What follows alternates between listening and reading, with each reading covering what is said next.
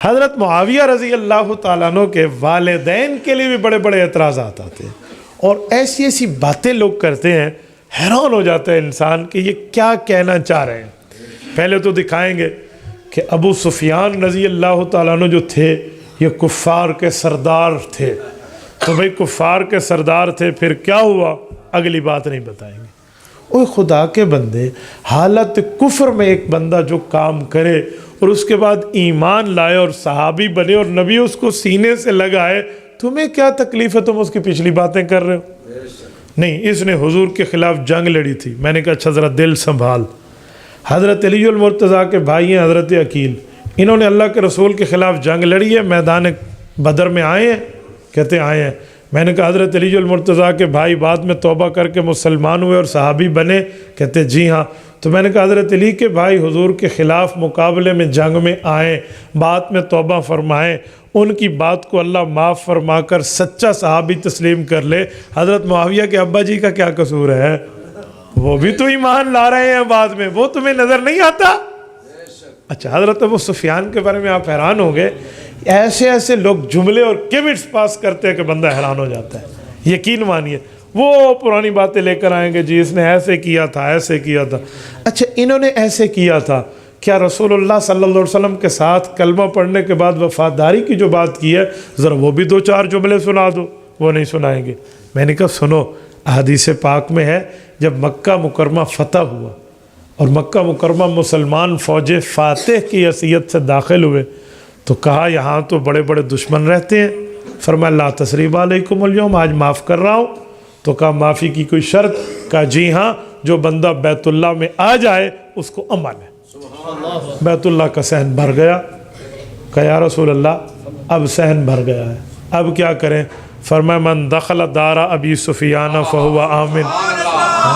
یہ بھی تو حدیث ہے کہ جو ابو سفیان کے گھر پناہ لے میں اسے معاف کرنے کا اعلان کر رہا ہوں۔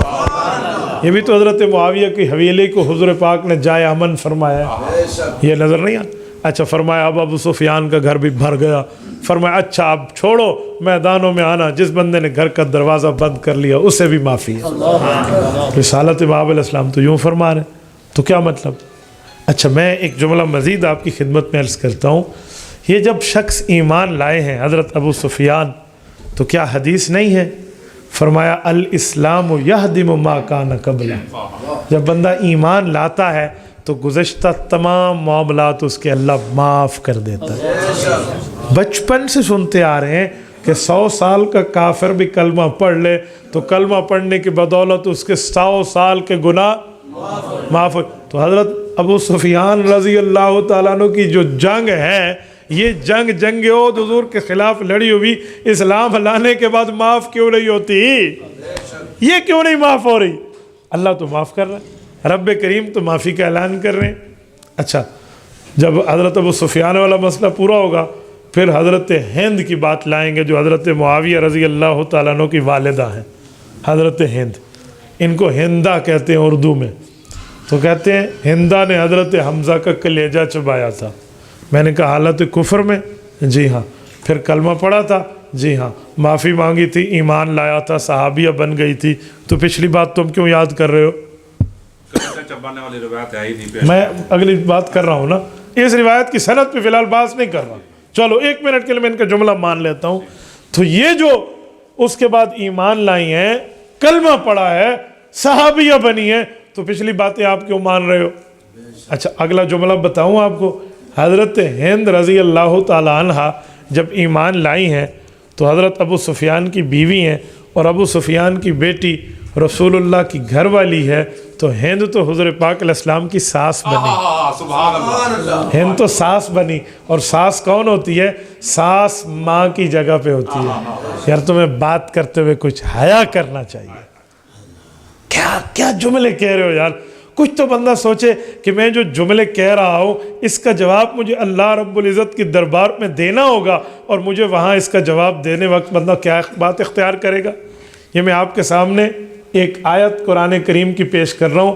یہ سورت نمبر 60 ہے، پکا ذہن میں یاد رکھو، 100 سے 40 گئے، پیچھے 60 بچا۔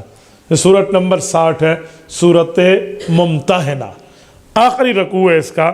اس کی آخری آیت سے پہلی آیت ہے۔ رب کریم فرماتے ہیں یا ایھا النبی اذا جاءک المؤمنات یبایعنک علی الا یشرکن باللہ شیئا۔ اس آیت کو سنیں، یہ آیت کب اتری ہے، کیوں اتری ہے، کس لیے اتری ہے؟ مکہ مکرمہ فتح ہوا ہے، خواتین بھی جب ایمان لائی ہیں تو انہوں نے بیعت کی درخواست کی ہے، اور اس میں حضرت ہند بھی شامل ہے۔ حضور پاک علیہ الصلوۃ والسلام کی احساس ہے، حضرت معاویہ کی اماں ہیں، جب ایمان لائی ہیں حضور پاک علیہ السلام کے چہرے کو دیکھ کر کہا کہ کلمہ پڑھنے سے پہلے آپ کا چہرہ دنیا میں سب سے میں اس سے نفرت کرتی تھی، اور اب آپ کا چہرہ اتنا مبارک ہے کہ اس سے بڑھ کے میں کسی چہرے سے پیار نہیں کرتا۔ ٹھیک ہے یار، ایمان کی بات بھی کر دو۔ تو رب کریم نے جو آیت اتاری ہے ان مقدس خواتین کے لیے، وہ آیت ہے یا ایھا النبی اذا جاءک المؤمنات۔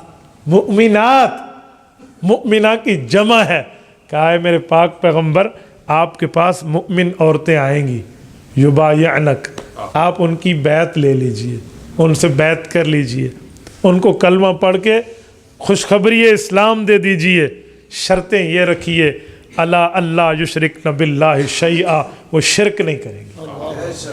دوسرا ولا یسرکن، چوری نہیں کریں گی، ولا یزنین، اپنی عزت کی حفاظت کریں گی، گناہ کا کام نہیں کریں گی، ولا یقتلن اولادہن، اپنی اولاد کو ماریں گی نہیں، وہ جو بچیوں کو زندہ درگور کے معاملات، ولا یقتلن اولادہن ولا یأتین ببہتان یفترینہ بین ایدیہن وارجلہن، جانتے ہوئے معلوم ہونے کے باوجود بھی غلطی پہ ڈٹ کے کسی پہ الزام و بہتان تراش لینا، یہ کام بھی نہیں کریں گی، آپ ان سے وعدہ لے لیجئے۔ ولا یعصینک فی معروف، اور نیکی کے کام کا آپ حکم کریں گے تو یہ عورتیں مانیں گی، مخالفت نہیں کریں گی۔ فبعیہن، یہ شرطیں پوری ہیں، مان لیا انہوں نے، جی مان لیا، فبعیہن، آپ ان کی بیعت کو قبول کر لیں۔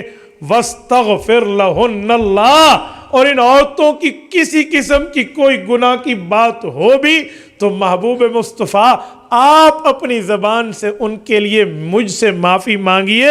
ان اللہ غفور الرحیم، میں اللہ وہ ہوں جس کا نام غفور بھی ہے اور رحیم بھی ہے۔ یہ قرآن کریم کی آیت، یہ حضرت ہند بنت عتبہ رضی اللہ عنہ، حضرت معاویہ رضی اللہ تعالی عنہ کی امی، یہ اس خواتین کی گروہ میں شامل ہیں۔